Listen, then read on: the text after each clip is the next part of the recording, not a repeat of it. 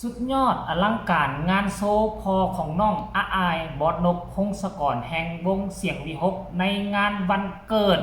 ที่จัดขึ้นมือคืนนี้ยอมรับว่าโดนเปนักเกือบออกจากงานบ่ได้พอแม่ลังไหลกันมอบทริปให้กับบอสนกพงศกรโอ้โหเต็มกับมืออันเนี้ยสวัสดี FC แฟนคลับของน้องอาอายสกุลพร FC บอสนกพงศกรแห่งวงเสียงวีหกนี่คือตัวอย่างที่ดีนี่คือศิลปินหมอลำน้ำดีจากวงเสียงวีหกจากเมืองอุดรท่านผู้ชมถ้าเอ่ยถึง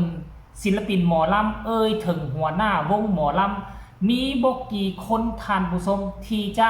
มีฐาน FC แฟนคลับขับค่าหนาแน่นช่วงปิดฤดูกาลก่อซ้ำบ่ปิดฤดูกาล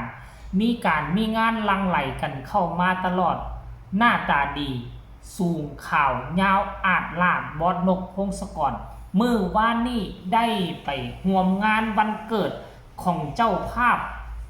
ท่านหนึ่งท่านผู้ชมตามที่ค่อยเบิ่งแหละคือซีเมนฝรั่งเด้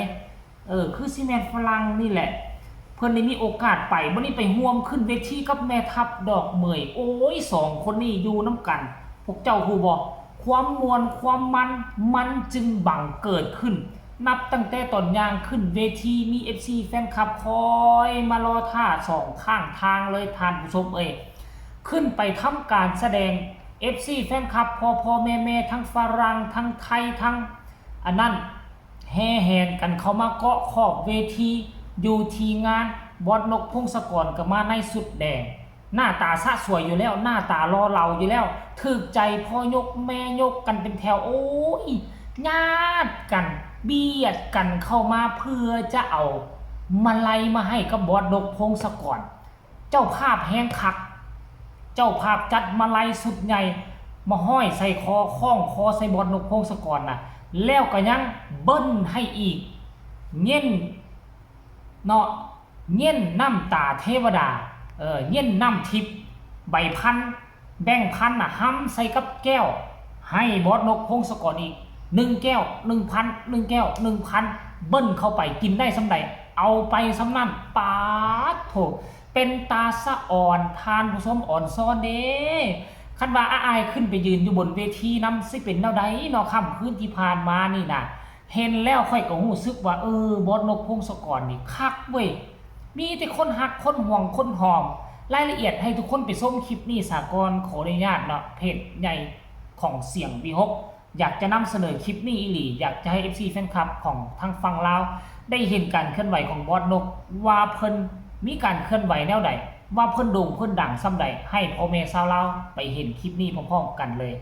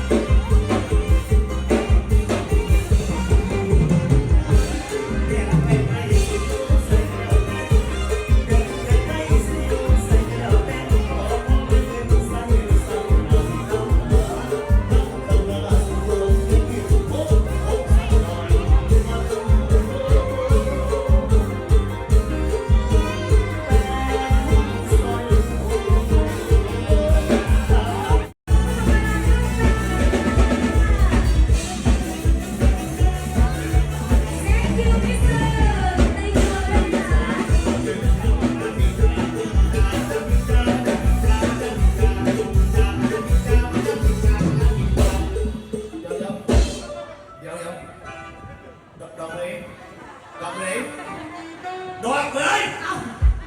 ก็ว่าจ่ามันจะจริงจังเนาะเว้ยมาดามพึ่งจะมี3 คนมาฮะมาดามพึ่งมี3 คนโป๊กกระคอนกับมี3 อันได้ไหมเอาไม่3 อันจังไหนเป็นบ้าจริงอันเดียวนั่นได้โอ้พระนครสตอที่โคราชผู้ใดเป็นผู้เลี้ยงเราว่างันนี่เจ้าล่ะว่าแต่เจ้าล่ะผู้เลี้ยงเราผู้ใดเลี้ยงเราผู้ใดผู้เสียเขาพาผู้ใดครับผู้ใดเลี้ยงมาเองก็คู่กันหางเครื่องแต่กินด้วยกันพอกินบอมเสร็จแล้วเราก็จะไปบูมบูมบูมบูมบูมบูมบูมบูมบูมบูมบูมบูม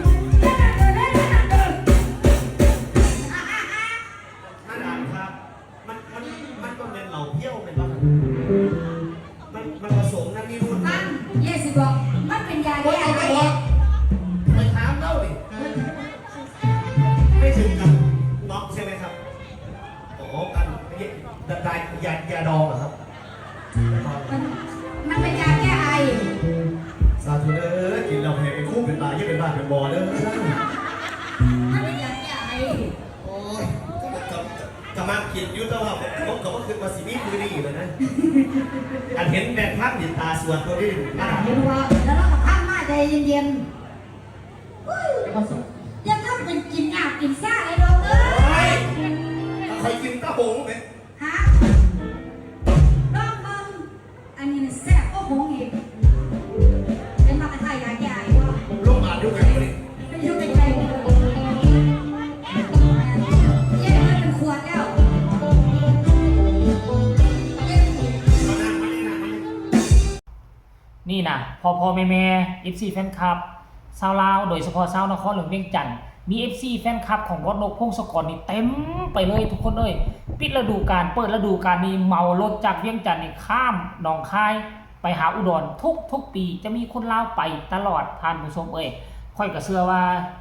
เห็นคลิปบอลนกพงศกรขึ้นเวทีในช่วงปิดฤดูกาลก็คงจะเป็นน้ำทิพย์สโรมจิตใจเพราะหลายคนก็ปิดฤดูกาลไปก็คิดว่าจะไม่ได้เห็นเขาขึ้นเวทีแล้วแต่ว่าบอสนกพงศกรนี่ศิลปินน้ำดีปิดฤดูกาลก็ยังมีงานเข้ามาตลอดเนาะอย่างเช่นมือคืนนี่คืองานวันเกิดเจ้าภาพเจ้าการเจ้างานนี่โอ้อัดฉีดนกพงศกรจนเกือบออกจากห้านบ่ได้บ่แม่นว่าออกจากห้านบ่ได้เพราะมาไล่เต็มคอได้ มาไล่ก็ได้อยู่หลายหมื่นเลยแหละค่อยกล้าเว้าเลยมือคืนนี่บอสนกพงศกรห่วยบ่แม่นฟันไปจัก 3-5 หมื่นบ่บอกมือคืนนี่น่ะ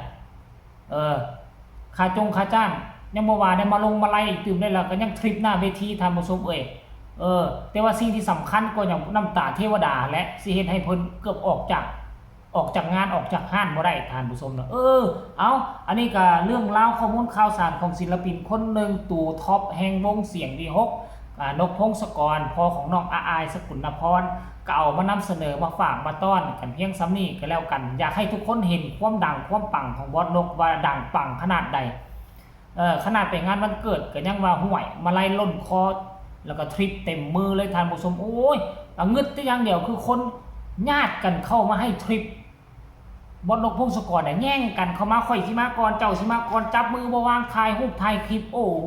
ยก็ถือว่าความปังนี่บ่มีไผเทียบทันได้หรอกบอสนกพงศกรเนาะเอามานำเสนอเพียงซ้ำนี้ก็แล้วกันขอคนละ1 ไลค์1 แชร์เซ็นเก่าเหมือนเดิมกดติดตามพร้อมที่สำคัญจะกดข้ามโฆษณาพวกเจ้าเห็นแล้วพวกเจ้ารู้สึกแนวใดอึ้งคือกันกับค่อยบ่เล่าดังแท้บ่คอมเมนต์มาใต้คอมเมนต์สำหรับคลิปนี้ลาทานผู้ชมไปก่อนสบายดี